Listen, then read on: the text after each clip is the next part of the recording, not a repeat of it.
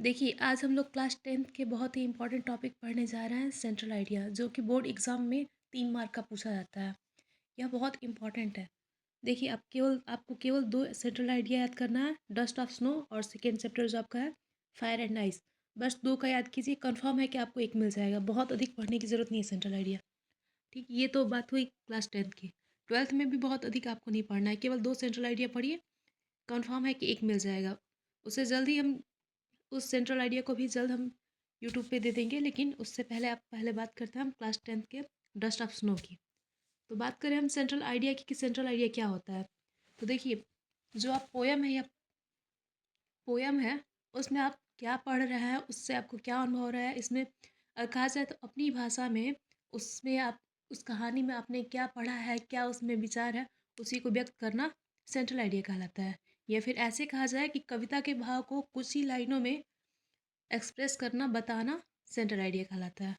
अब बात करते हैं हम डस्ट ऑफ स्नो के सेंट्रल आइडिया की।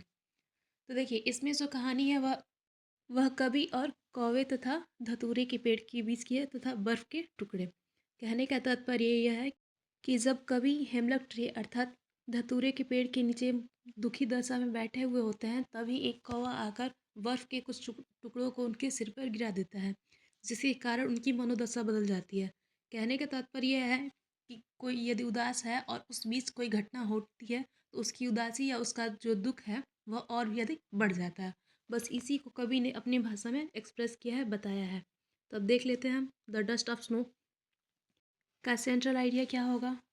द पोएम, यह कविता डस्ट ऑफ स्नो, जो डस्ट ऑफ स्नो है, बाय रॉबर्ट फ्रॉस्ट, जो कि रॉबर्ट फ्रॉस्ट द्वारा दिया गया है, is a simple and short poem at with a deeper and longer meaning.